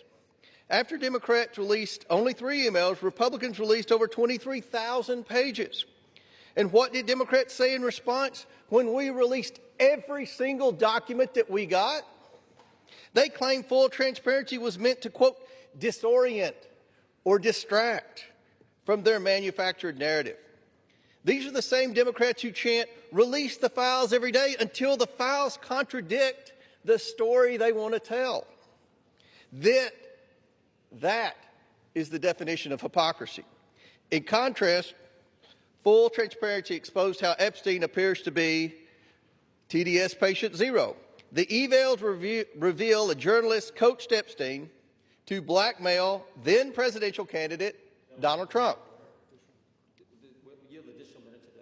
The gentleman is recognized. The files also show that a House Democrat colluded with Epstein during the 2019 oversight hearing to discredit witness with a vendetta against President Trump. And unsurprisingly, Democrats have been silent about their colleagues' coordination with Epstein. Another email shows Democrat fundraisers invited Epstein to an event or to meet privately with Hakeem Jeffries as part of their 2013 effort to win a majority. So Hakeem Jeffries' campaign solicited money from Jeffrey Epstein. That's what we found in the last document batch. The files underscore why former President Trump must appear for his deposition. We've subpoenaed him. To date, the Democrats have done nothing to help us secure his appearance. I support full transparency. The Oversight Committee will continue to work to get the truth to the American people and to get justice for the victims. That's our goal of this investigation. With that, I yield back. The gentleman yields back. Yeah, Mr. Speaker, we reserve. The gentleman reserves. The gentleman from Maryland is recognized. Thank you, Mr. Chairman. I should just point out that we've heard now from the 2 distinguished chairmen of the Judiciary and the Oversight Committee, and they've spoken almost exclusively to denounce Democrats. We have a bipartisan coalition here demanding the truth about the largest child sex abuse and trafficking ring, perhaps in American history, certainly in this century, and they want to just throw stones at the Democrats. What a remarkable failure of leadership we're seeing from the other side. And I imagine that the chairman of the Oversight Committee will follow up his spectacular failure in trying to impeach President Biden with his spectacular failure in trying to block the resolution we brought to the floor today. I'm happy to yield 1 minute. Excuse me, you're not recognized, whoever's speaking. And I'd like to yield 1 minute to the very distinguished minority leader on the House Oversight Committee. The gentleman is recognized. Thank you. And Mr. Speaker, it's wonderful to hear Republicans and certainly the chairman of our committee finally wanting transparency on this issue. It is time to end this White House cover-up now. Now, we know that Donald Trump has tried everything to kill our Jeffrey Epstein investigation, and he's failed. And now he's panicking. He's about to lose his Epstein vote to force the Department of Justice to release the files. And let's be crystal clear. Trump has the power to release the files today. He does not even need a vote. And he continues to defy the subpoena of the Oversight Committee to release all the files. What is Donald Trump hiding? What is Pam Bondi, the Attorney General, hiding? Why won't they release the Epstein files right now? And he must explain to the public why he moved sex trafficker and monster Ghislaine Maxwell to a cushy, low-security prison after her interview with Trump's personal lawyer. He should declare, and every Republican should say, that she does not deserve a pardon or a commutation. The gentleman's time has expired. 30 more seconds. I grant him 20 more seconds. We don't care how much money you have, what party you're in, how powerful you are. We should get justice for the survivors of Jeffrey Epstein. And our work on the committee is not over. Next up are the bank and financial records to follow and expose Epstein's network. Today, there should be a unanimous vote on releasing the files, and we will get justice. And with that, I yield back. And we reserve. The gentleman reserves. The gentleman from Ohio is recognized. Thank you, Mr. Speaker. I yield a minute and a half to the distinguished gentleman from California and member of the Judiciary Committee, Mr. Kiley. The gentleman from California is recognized. I have consistently called for the maximum possible level of transparency when it comes to the heinous crimes of Jeffrey Epstein. That's why I've consistently said I am inclined to vote for this bill, and it's why I will be doing so today. The victims deserve the truth. They deserve justice, and they deserve closure. For months, they've had to wake up every day and see the name of their tormentor on the front page of every newspaper, on every TV channel, as has the broader American public. This issue has been so politicized by so many people in so many ways, which is deeply unfortunate when we're talking about matters of the highest sensitivity and untold suffering. It is my hope that the passage of this resolution today, together with the work of the Oversight Committee, will lead to the expeditious release of all pertinent material so that we can move on. Let's get accountability, let's get answers, and let's get this over with. I yield back. The gentleman yields back. The gentleman reserves. Yeah, we reserve. The gentleman from Maryland is recognized. I yield 1 minute to the very distinguished gentlelady from Washington, a member of the Judiciary Committee. The gentlelady from Washington is recognized. Mr. Speaker, thousands of girls, children, were abused by Jeffrey Epstein and his massive and powerful ring of pedophiles and protectors of pedophiles. We can't say all their names here. We don't have time. But let's at least bring a few of the courageous survivors and their names onto the House floor right here as we debate this. Haley Robson, Jenna Lisa Jones, Michelle Licata, Ashley Rubright, Annie Farmer, Marina Lacerda, Rachel Benavides. These women have carried a burden that they never should have had to bear. And today they demand, we demand, the American people demand that we answer their clarion call to justice. Today, despite all the giant cover-up attempts by this administration and this Speaker of the House, we will vote to release all the Epstein files. To be clear, there is no protection for pedophiles, no protection for the rich and powerful men of either party who participated, who turned a blind eye, who winked and grinned while witnessing the horrific abuses of young children. Release all the damn files now. We reserve. The gentleman reserves. The gentleman from Ohio is recognized. Thank you, Mr. Speaker. I yield a minute and a half to the distinguished gentleman from North Carolina and member of our committee. The gentleman is recognized. Thank you, Mr. Speaker. I have been very supportive of this effort, specifically to bring justice to the victims of this horrific series of crimes. However, I have worked behind the scenes to raise concerns with this petition as it is currently drafted. Specifically, I believe that there is grave risk at harming innocent people, and I repeat, harming innocent people, When innocent people are harmed, that is not furthering justice. With an investigation of this size and a file that is as large as the Epstein files and as poorly defined as that is in this petition, there will invariably be people who are released pursuant to this discharge petition who had nothing to do with criminal activity. Imagine, if you will, a bellman, a waiter, some type of doorman, a mere social attendee who had no impact whatsoever on the criminal activities of Jeffrey Epstein, no participation. Their lives are forever ruined. And I'm reading specifically from the petition's language that prohibited grounds for withholding information in this file are embarrassment, reputational harm, or political sensitivity. And I would just submit, if you were going to be embarrassed, if you were going to suffer social harm, and that is all of the encompassed activity that you were a part of, you will be named in this petition.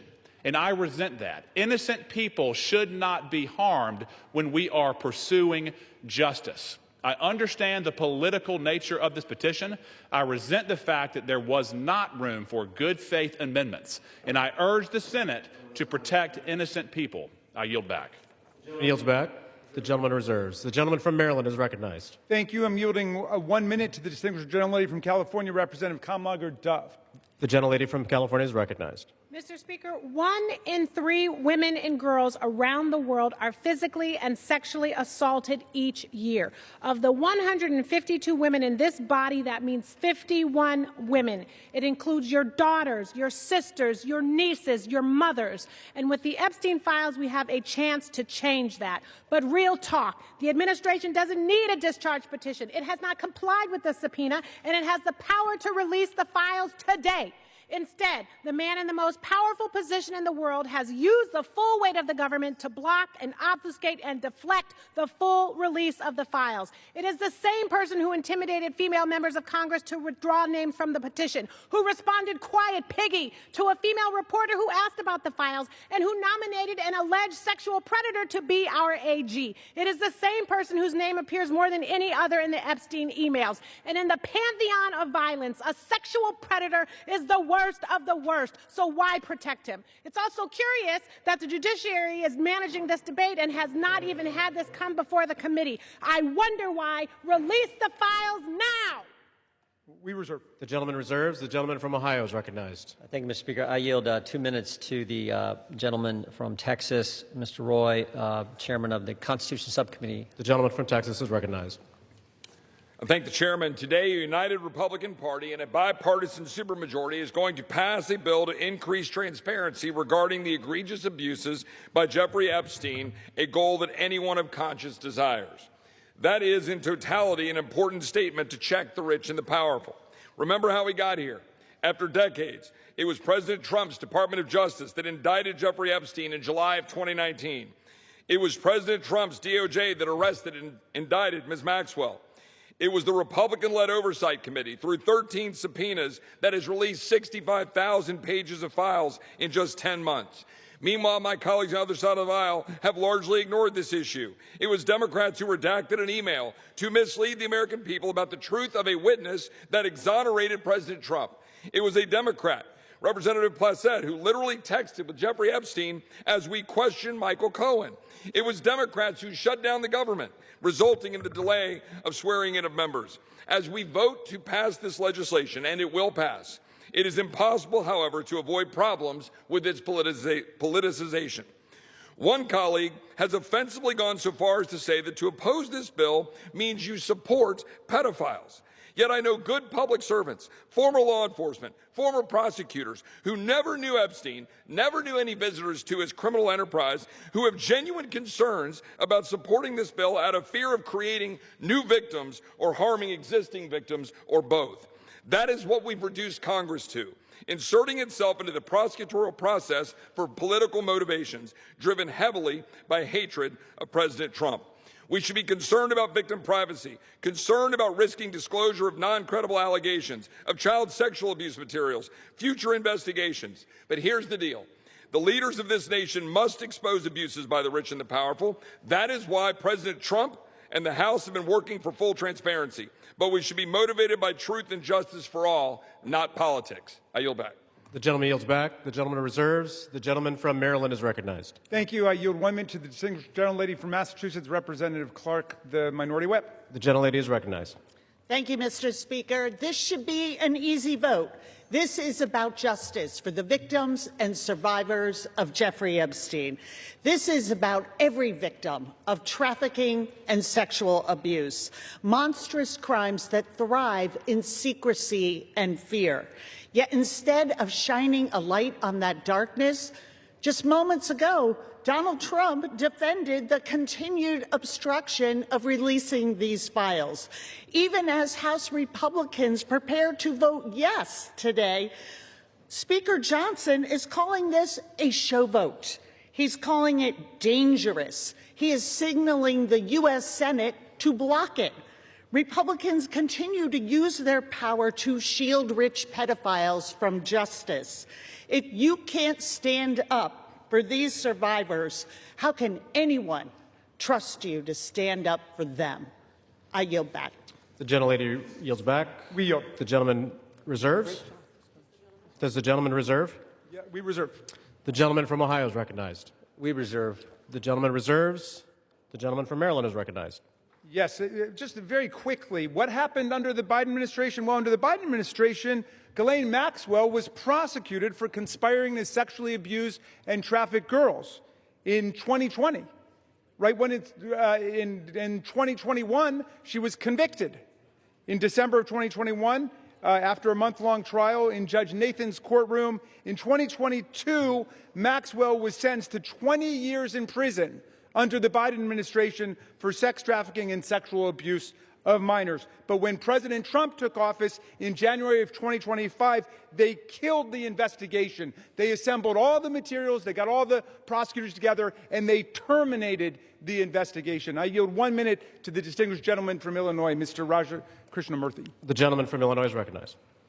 Thank you, Mr. Speaker. I rise in strong support to release the Epstein files. First, this issue is beyond party. It's a question of justice. Survivors have waited too long. Stop the delay. This is not a hoax. Release the files. Second, we must face a hard truth. Silence that shields the powerful is a betrayal of those they hurt. Congress must reject any attempt, including a presidential pardon or any form of clemency for Ghislaine Maxwell. This cannot be done. This would be a cover-up. We cannot allow clemency of any kind for Maxwell, not now, not ever. Survivors deserve justice. I urge a strong yes vote. Thank you. Yields back. I want to thank the gentleman for his eloquent remarks. Pardons are for people who are contrite.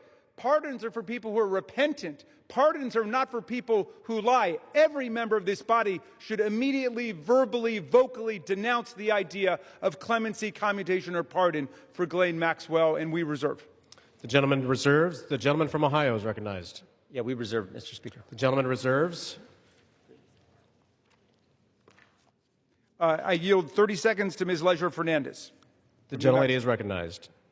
There were thousands of girls and young women abused, trafficked, and used by Epstein, the elite and the powerful who believed they could get away with it.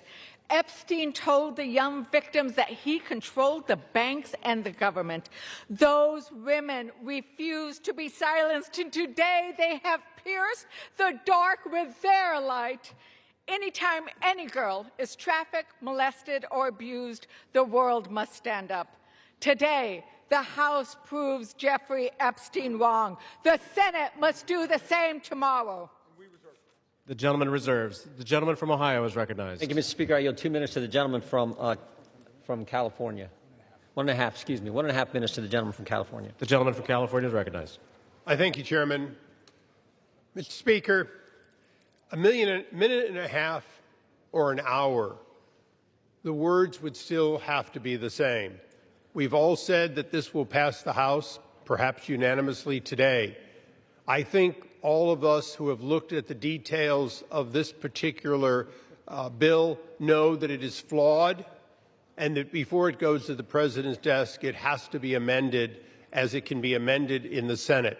And we call on the Senate to amend it so that we protect the innocent, so that we have the provisions that were intended perhaps to be in this bill but are not properly written.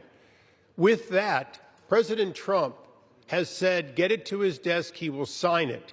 President Trump has said he will do it. But I'm going to say to all of us, it is also important that we remember that Epstein is dead, but people live on, people who were innocent, people who in fact should not be named. We're not talking about the rich and the powerful, we're talking about the very victims. That is what we need to make sure is amended before it goes to the president's desk. And with that, I thank the chairman for his time. I think no more needs to be said that this body will vote for it all, but let's not kid ourselves. It has to be changed so that it properly protects both the tradition of the grand jury and clearly those innocent people that would otherwise be swept up. And I yield back. The gentleman's time has expired. The gentleman yields back. Reserve. Gentleman reserves. The gentleman from Maryland is recognized. This whole bill is about protecting the innocent. Mr. Speaker, the Senate must pass the bill as we are passing it today and as the president has said he would sign it after changing his position on the bill over the weekend when he could see the tidal wave of public opinion moving against him. Let's pass this bill, pass it in the Senate, sign the bill, and let us go ahead and release the complete file. I yield 30 seconds to the distinguished gentlelady from Arizona, Representative Ansari. The gentlelady is recognized. Mr. Speaker, the walls are closing in on Donald Trump and his rich and powerful friends who either abused or raped children or were enabling and complicit in these heinous crimes for decades. This vote today matters, but here is the truth.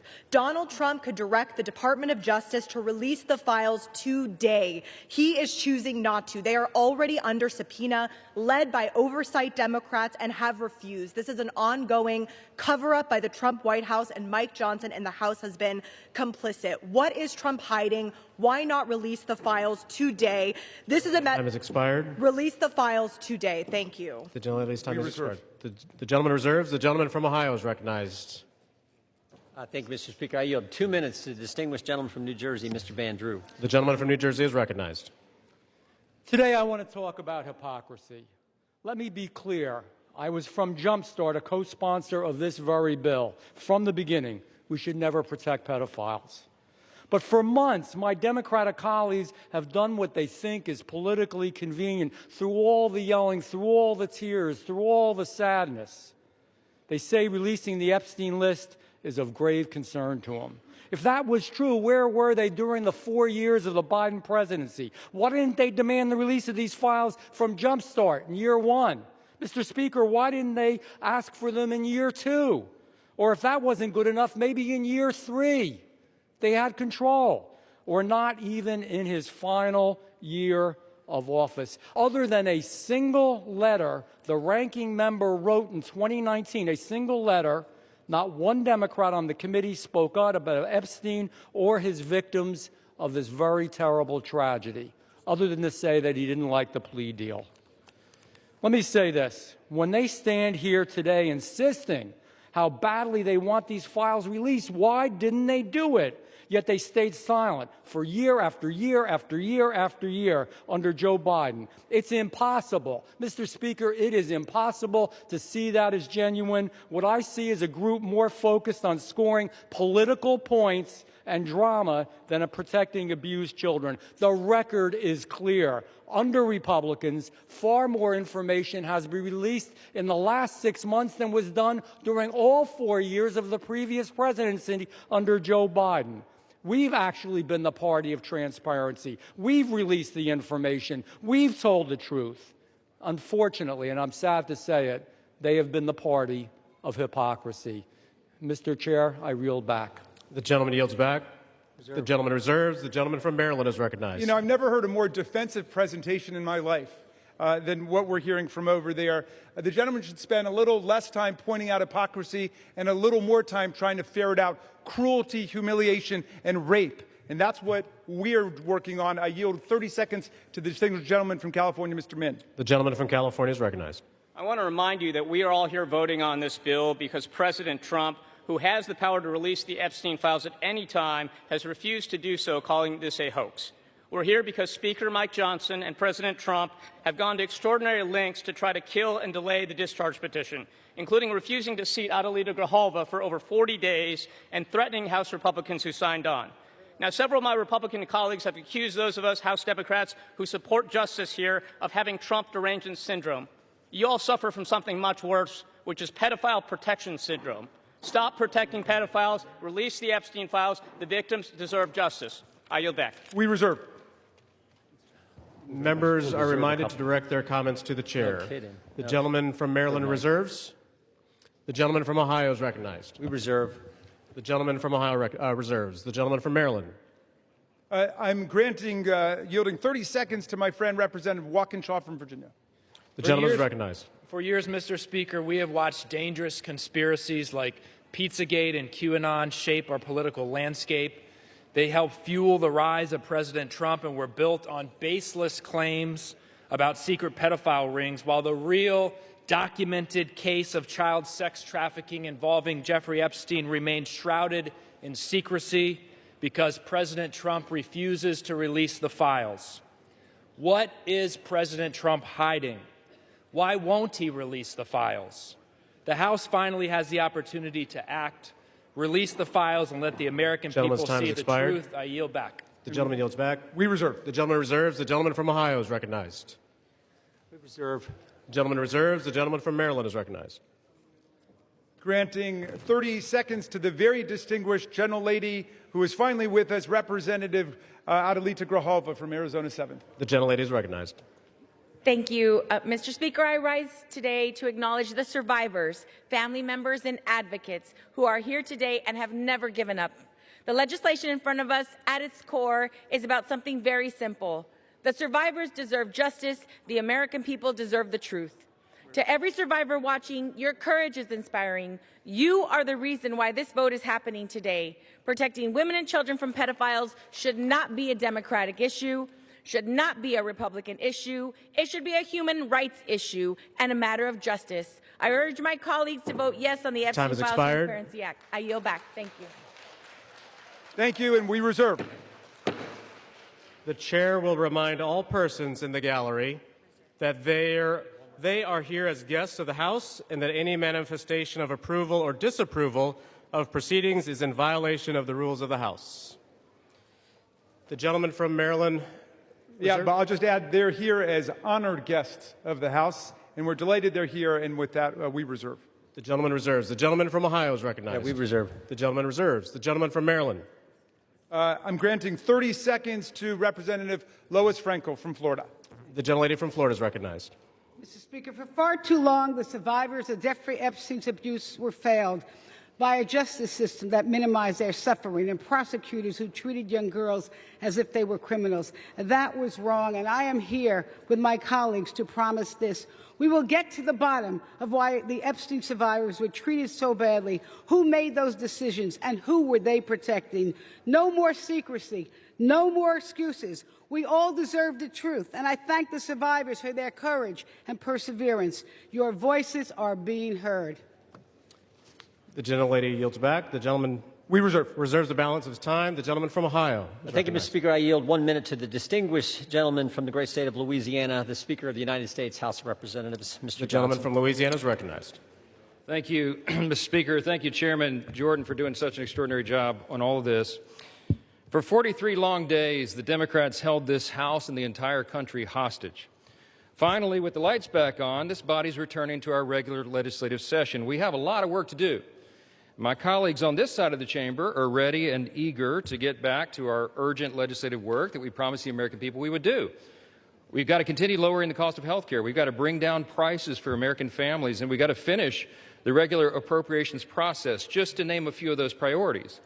And I wish I could say that our first order of business would be to get to those urgent priorities, but of course we're here spending time on the floor about something else. This is something we could have resolved last week when we brought a unanimous consent to pass this discharge with the full support of the body. But our friends over here who are arguing today stalled that. They objected to it, and they wanted to have this exercise instead. And that's why we say that this is a show vote. That's what this is. They're making a show of it.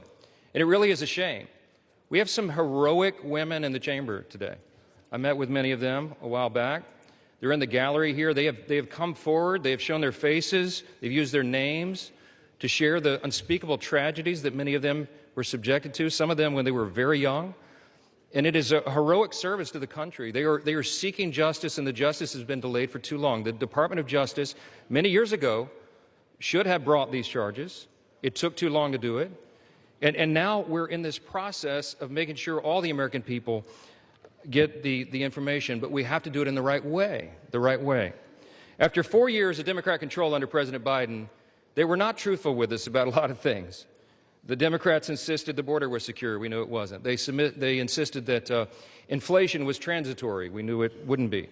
They misled the American people about the obvious mental and physical decline of the previous commander-in-chief. And now those same Democrats are demanding transparency. Suddenly, transparency is their new word.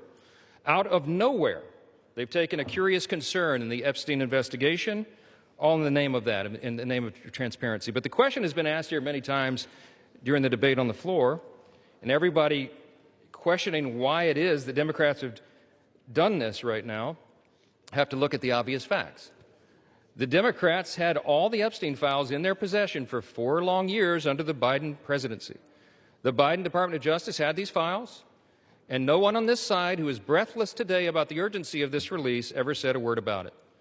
And it was the Democrats who could have urged President Biden's Department of Justice to go beyond prosecuting just Epstein and Ghislaine Maxwell, but they didn't do it.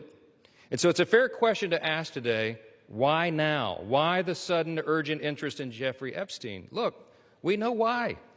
It's because the Democrats were never interested in transparency or executing justice or protecting the victims of this unspeakable tragedy before. The simple truth is obvious for everybody to see. This is a political exercise for Democrats, and it pains me to say it. I wish that was not the truth, but it is, and it's undeniable. This is as deceitful and dishonest as their pointless stunt was to shut the government down. Democrats are using the Epstein tragedy, the unspeakable evils that this guy committed with his trafficking ring and all of the abuses that they made these young women go through.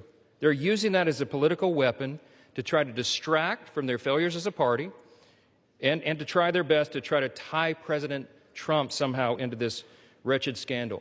The president had nothing to do with it. He's been very clear, and he has nothing to hide, and that's why he's endorsed the vote today. I suspect this vote will be probably unanimous. But here's the important point that everybody needs to understand. We have been advocates of maximum transparency, but we have also insisted that the victims be carefully protected. The Oversight Committee has been doing extraordinary work, and we've got some of the most vigorous advocates on the Republican and Democrat side on the Oversight Committee. They've been working in earnest to deliver transparency for the American people and to do it in a responsible manner. What do we mean by that? The bipartisan effort over there is already producing all the results that the discharge petition seeks and much, much more. Chairman Comer and all of these advocates over there have been releasing thousands of documents, for example, from the Epstein estate. And by the way, in my view, that's been the greatest treasure trove of information because it's yielded for us Epstein's own personal flight logs, his financial records, his daily calendars, and so much more. But importantly, none of that was addressed or is addressed in the legislation that's being voted on today. The estate files wouldn't even have been encompassed in that. And so it goes to show that the Oversight Committee is doing it from the right way. From the very beginning, we've been insistent that this matter be handled carefully and with the utmost caution and care for the people who have been harmed. They should not be made to suffer any longer. We're talking about real people's lives at stake here, and young victims who don't want to be dragged into this political game that could get hurt further. But the Democrats are rushing the release of thousands of unsubstantiated documents that may be included in this, that are going to be in the public domain with the passage of this bill.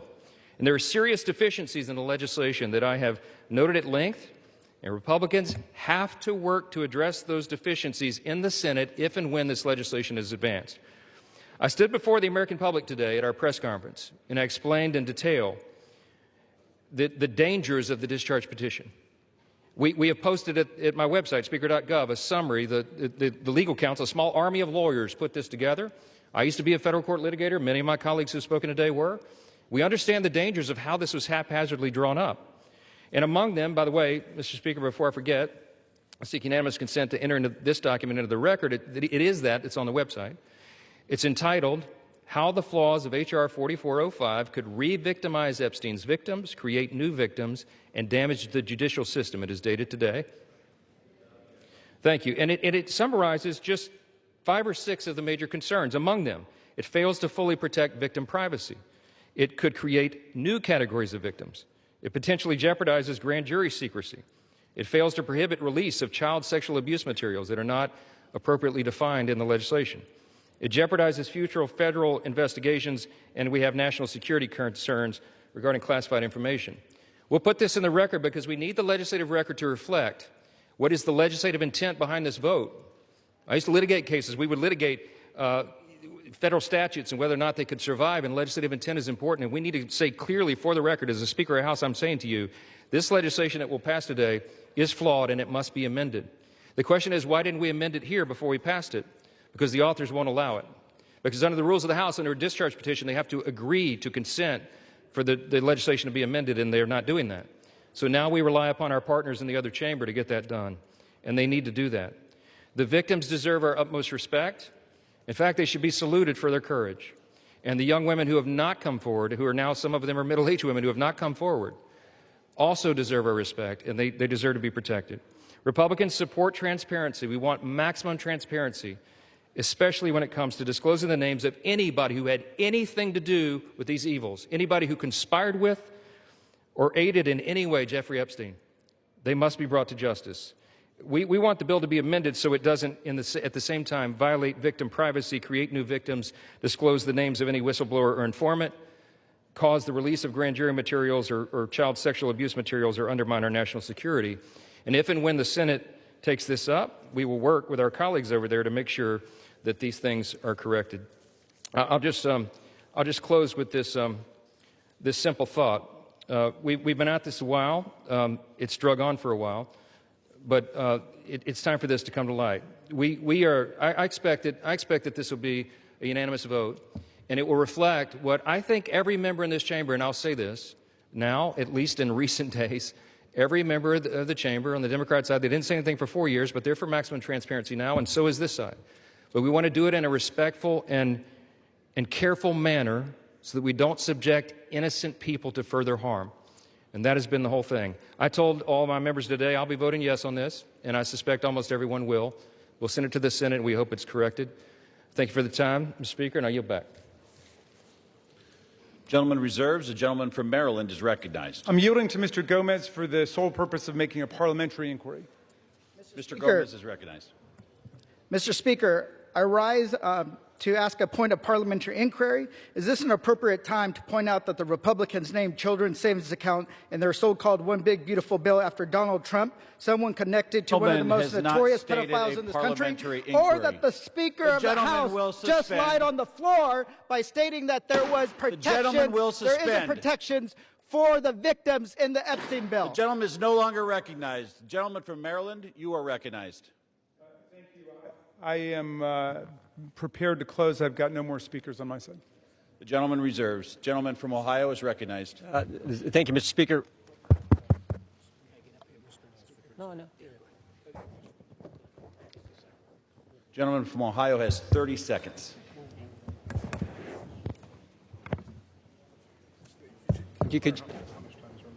Can I inquire how much time is remaining? 30 seconds.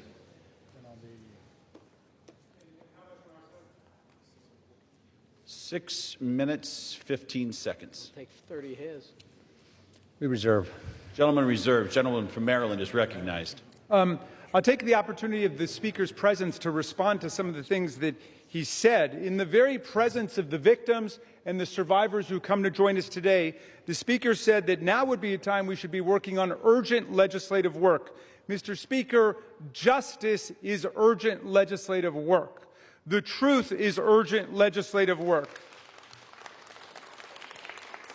The Speaker says, why now? Why now? Well, Mr. Speaker, you were the one who refused to swear in Adalita Grijalva for 50 days. We would have done it 50 days ago, but she provided the 218th signature on the discharge petition. So why now? It was because of your dilatory tactics, your delay, your postponement of it.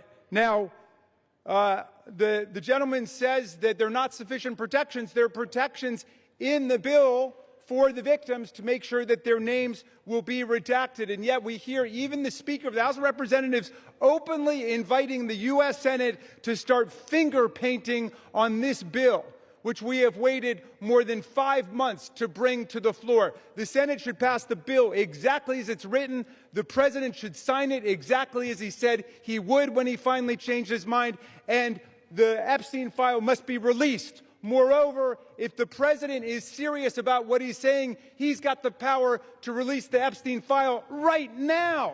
Nobody's stopping him. It's within his possession. It's within his control. He can release the whole thing, and he can redact the names of the victims and others who are innocent in this process. Mr. Speaker,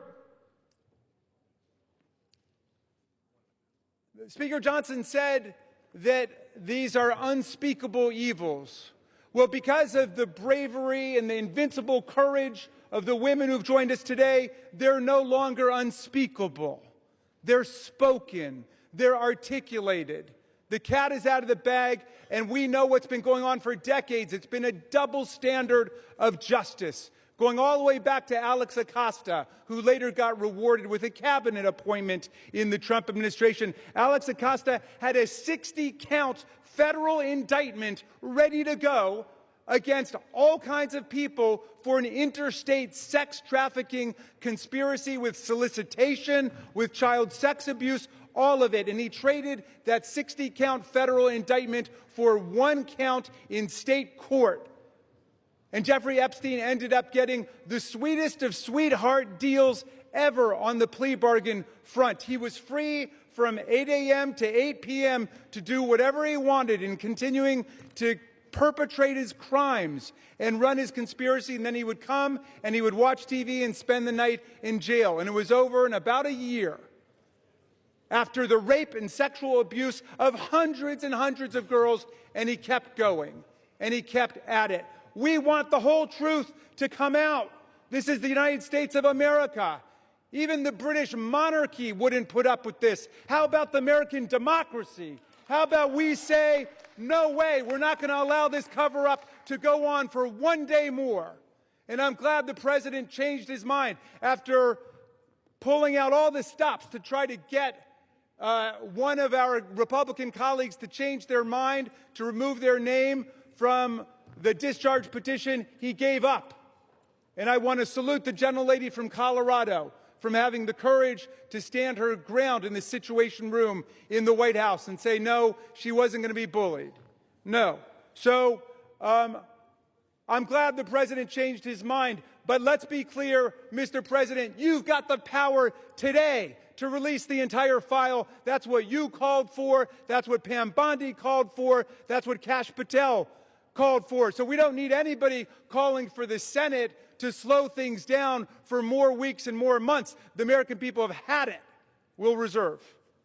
Gentleman reserves. Gentleman is reminded to direct your comments to the chair and not your colleagues. Gentleman from Ohio is recognized, and you do have 90 seconds remaining. Correction. Thank you, Mr. Speaker. I yield 30 seconds to the gentleman from Texas. Gentleman from Texas is recognized. The Democrat Party, with help from the dishonest media, used the Epstein files not to seek justice from the victims, but to smear President Trump. And it's sickening, quite sickening. The Democrats have used the Epstein files to distract the American people from the wins President Trump and his administration have delivered for the American people for the last 11 months. I'm proud to work with my Republican colleagues on the House Oversight Committee in coordination with the Justice Department. 65,000 pages of documents are related from Epstein released. What have my Democrat colleagues done? They selectively leaked and altered documents to mislead the American people. As President Trump has stated, we have nothing to hide here. I'm voting to release the files so that we can move on from this smear campaign the Democrats have manufactured. God bless Gentleman's Donald J. time has Trump. expired. Gentleman from Maryland is recognized. Reserve the balance of my time. Gentleman reserves. Gentleman from Ohio reserves. Gentleman from Maryland is recognized. All right. How much time do I have to close? You have 2 minutes. Thank you, Mr. Speaker. And I want to thank all of America for tuning in to this. I want to thank Representatives Massey and Khanna Representative Green, all of those who have insisted upon bringing the truth forward and a reckoning with the reality of one of the worst international child sex trafficking rings ever to exist in the United States and the cover-up attendant to it.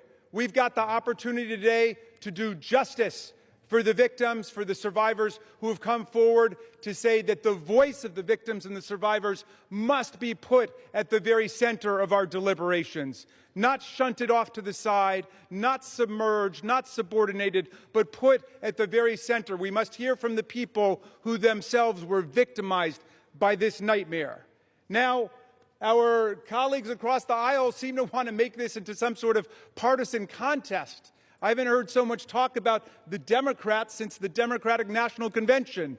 And all that we've done here is to say we want to bring the truth forward along with a bipartisan group. We don't want the Senate monkeying around with this in order to slow things down. We want it passed in the Senate. We want it signed. And before that, if the president is true to his word and he wants to see all of this come to light, he can release it now instead of fighting, kicking, and screaming every step along the way. But I'm glad he's changed his mind, and I hope he maintains the momentum he's got to stick with the vast majority of the American people who want to see that the truth is done here. And while he's at it, the administration could reconsider their terrible policies, gutting federal offices and programs designed to combat violence against women. The DOJ terminated hundreds of grants to police departments, defunding the police when it comes to investigating violent sex crimes and to support victims. His DOJ destroyed programs to combat international human trafficking rings. Let's get back on the side of the women.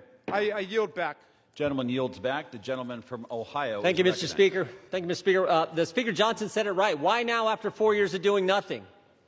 Because going after President Trump is an obsession with these guys. Best example is John Brennan testified in front of our committee under oath, said he was not involved with the dossier. Only problem is Tulsi Gabbard declassified a report, released that report, and it said exactly the opposite. And she related a story in there where a CIA official went up to Mr. Brennan and said, we shouldn't include this in the report. And John Brennan's response was, yeah, but doesn't it ring true? Forget the facts, forget the truth, go after Trump, put it in. Same dynamic at work here. We're all for protecting innocent victims. We're all for exposing the bad guys who did bad things. But this is an obsession with the left. For 10 years, it's going after President Trump. So vote yes. Make sure the bad guys are held accountable. We all want to do that. Speaker Johnson's right. I think it's going to be unanimous. But understand what they're doing, because they had 4 years and didn't do a darn thing. With that, I yield back. Gentleman yields back. The question is, will the House suspend the rules and pass the bill H.R. 4405? Those in favor say aye. Those opposed say no. In the opinion of the chair, 2/3 being in the affirmative, the rules are suspended. The bill is passed. And without Can I request a recorded vote, Mr. Speaker? The gentleman from Maryland is recognized. Yeah, I'm requesting a recorded vote. The gentleman from Maryland has requested a recorded vote. Those favoring a recorded vote will rise. A sufficient number having risen, a recorded vote is ordered. Members will record their votes by electronic device. Pursuant to Clause 9 of Rule 20, this 15-minute vote on the motion to suspend the rules will be followed by 5-minute votes on ordering the previous question on House Resolution 879, adoption of House Resolution 879 if ordered, and adoption of House Resolution 878. This is a 15-minute vote.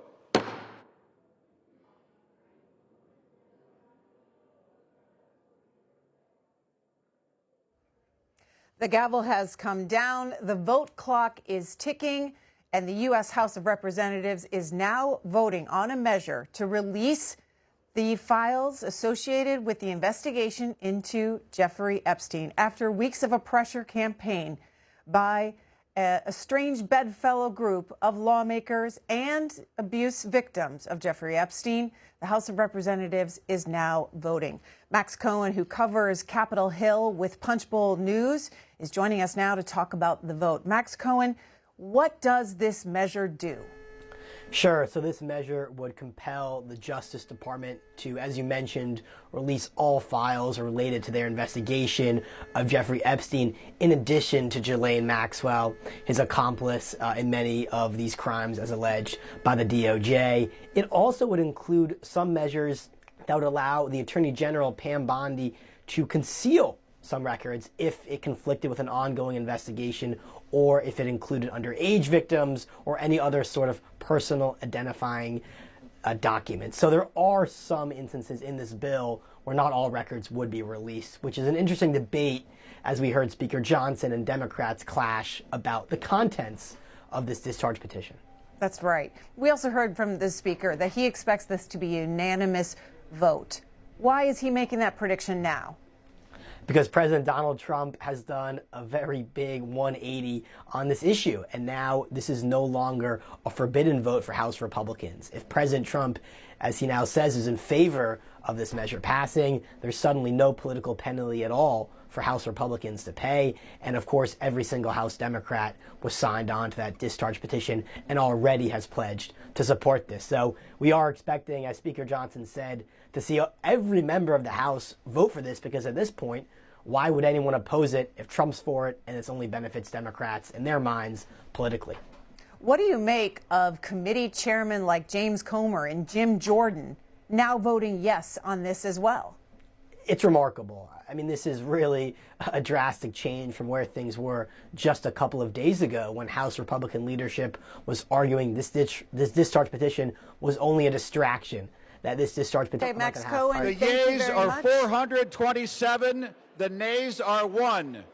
2/3 being in the affirmative, the rules are suspended, the bill is passed, and without objection, the motion to reconsider is laid on the table.